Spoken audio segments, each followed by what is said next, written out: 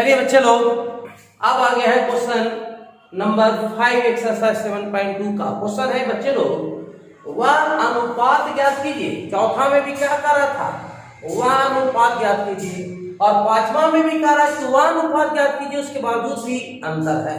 पढ़िए, वह अनुपात ज्ञात कीजिए जिसमें बिंदुओं a 1, -5 और b -4, 5 को मिलाने वाला रेखाखंड x अक्ष से, अब यहाँ पर अक्ष को इंडिकेट कर दिया है, x अक्ष से विभाजित होता है, तो इस विभाजन बिंदु के निर्देशांक भी ज्ञात करें। इस विभाजन बिंदु के निर्देशांक भी ज्ञात करने के लिए कह रहा है। बच्चे लोग यहाँ पर ध्यान दीजिए, हो सकता है कि अभी x अक्ष कह रहा है, हो सकता है कि परीक्षा में y अक्ष का दे, तो अगर आप x अक्ष वाला अगर बढ़िया से समझ जाएंगे तो y अक्ष वाला में भी आपको कोई दिक्कत नहीं होगा। चलिए, तो बच्चे लोग अब यहाँ पर एक रेखा पारेंगे, और रेखा क्यों पारेंगे क्वेश्चन आता है, उठता है, तो यहाँ पर ध्यान दीजिए क्यों एक लाइन खींचा गया। वह अनुपात याद कीजिए जिसमें बिंदु a, देखिए यहाँ पर a इंडिकेट कर दिया है, यहाँ पर a लिख दिया है, a लिख देंगे, और b आपको b यहाँ लिखना होगा। तो a का नियमन कितना दे रहा है, 1, -5 दिया हुआ है, 1, -5 दिया हुआ, ठीक है। और फिर b का नियमन कितना दिया हुआ है, -4, 5 दिया हुआ। देखिए इसको और फ्रेश लिख देते हैं बच्चे लोग, एक का नियमन 1, -5 देखिए दिया हुआ है। तो बिंदुओं a 1, -5 और b -4, 5 को मिलाने वाला रेखाखंड x अक्ष से, x अक्ष हो गया, x अक्ष से विभाजित होता है, x अक्ष से विभाजित होता है, तो इस विभाजन बिंदु के निर्देशांक भी ज्ञात करें। अब देखिए बच्चे लोग, अब यहाँ पर समझने की बात है कि वह अनुपात ज्ञात करें, अर्थात ये m मान लेते हैं और इसको आप n मान लेंगे, तो वह अनुपात ज्ञात करना है, अर्थात m अनुपात n का मान निकालना है। तो ध्यान दीजिए बच्चे लोग, वह अनुपात ज्ञात कीजिए, अर्थात वह अनुपात m अनुपात n हो गया, तो वह अनुपात ज्ञात कीजिए जिसमें बिंदु a और b को मिलाने वाला रेखाखंड x अक्ष से विभाजित होता है। कितने अक्ष से, x अक्ष से विभाजित होता है, और इस विभाजन बिंदु के निर्देशांक भी ज्ञात करने के लिए कह रहा है। तो लिखेंगे यहाँ पर बच्चे लोग, माना कि वह बिंदु P है, वह बिंदु P है जिसका नियामक x,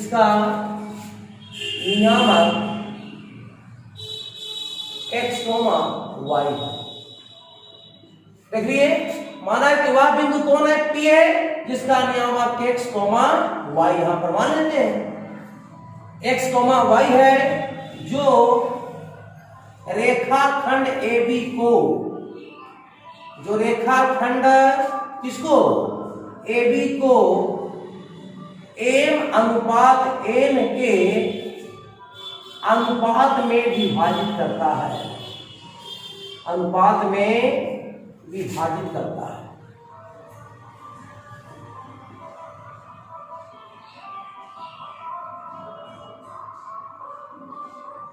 देखिए बच्चे, माना कि वह बिंदु P है जिसका नियामक x, y है, जो रेखाखंड AB को m अनुपात n के अनुपात में विभाजित करता है, अर्थात वह अनुपात भी ज्ञात करना है, इससे आप लीजिए m अनुपात n के अनुपात में विभाजित करता है। अब ध्यान दीजिए बच्चे लोग, यहाँ पर समझने वाली बात है, क्योंकि यहाँ पर आपको यहाँ कौन है, x अक्ष दिया हुआ है, तो यहाँ पर लिखना पड़ेगा, क्योंकि x अक्ष का y नियामक क्या होता है, बोलिए बताइए, 0 होता है।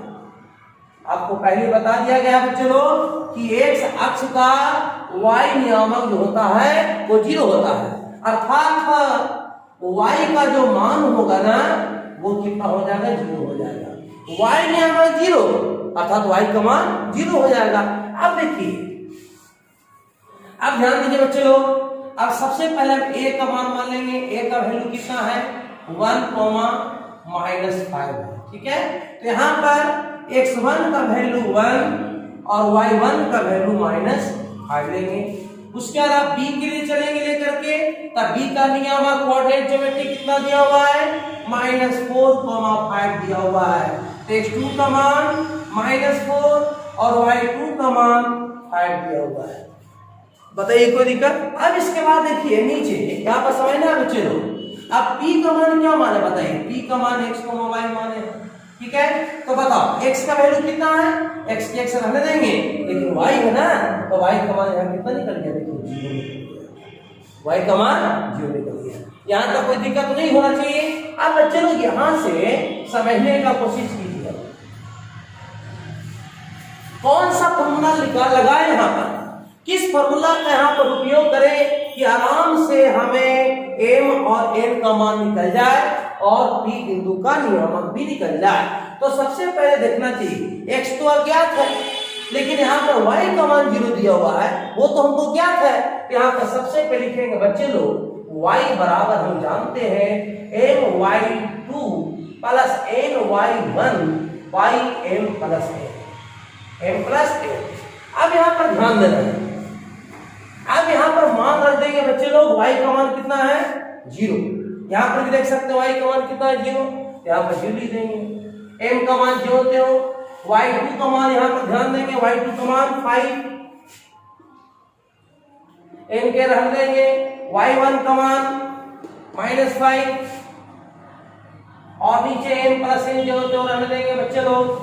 अब यहाँ पर 0 0 5m से गुना कर देंगे 5m प्लस माइनस 5m से गुना कर देंगे 5m by m plus n। कोई दिक्कत तो नहीं होना चाहिए। अब इसको क्रॉस मल्टीप्लिकेशन कर देंगे इक्वेशन जैसा, 5m माइनस 5n बटा में 1 मान लेंगे, इसको क्रॉस मल्टीप्लिकेशन करें तो 0 हो जाएगा बच्चे लोग।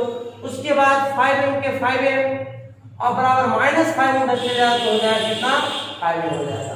अब यहाँ पर देखिए m और n का अनुपात निकालना है बच्चे लोग, यहाँ पर वह अनुपात याद करने के लिए कह रहा है, m अनुपात n तो निकालना होगा, इसलिए यहाँ पर क्या करेंगे बच्चे लोग, m के रख देंगे और इस n को नीचे ले जाए जैसा कि मैं इसके पहले वीडियो भेजा, और फिर 5 बाई ये 5 चला नीचे, देख लीजिए m के रख देंगे, ये चला जाएगा नीचे, 5 के 5 रख देंगे, ये 5 चला नीचे। अब क्रॉस मल्टीप्लिकेशन करेंगे भी तो 5m से गुना करें 5m हो जाएगा, 5n से गुना करें 5m हो जाएगा। अभी 5 से 5 कट गया, ऊपर भी 1 नीचे भी 1 हो गया, इसीलिए हम बोल सकते हैं, इसीलिए m अनुपात n का जो वैल्यू हुआ वह हो गया 1 अनुपात 1 आंसर हो गया। बच्चे लोग बहुत इंपॉर्टेंट क्वेश्चन है, लेकिन इसके बाद भी क्या करा ध्यान दीजिए, ये तो निकाल लिया कि वह अनुपात याद कीजिए तो फाइनल हो गया, लेकिन आगे क्या करा, इस विभाजन बिंदु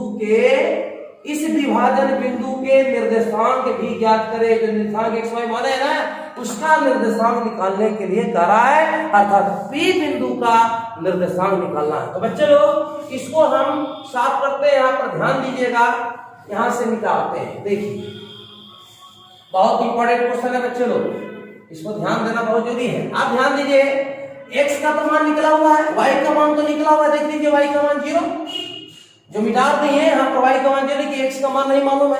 अगर x का मान अगर निकल गया तो p बिंदु का नियामक निकल जाएगा कि नहीं, इसीलिए हम यहाँ पर लगा देंगे x बराबर सूत्र होता है अंतर विभाजन का फॉर्मूला, मैंने आपके पास भेजा वीडियो में, और सूत्र भी दिखाया, x बराबर mx2 plus mx1 by m plus n।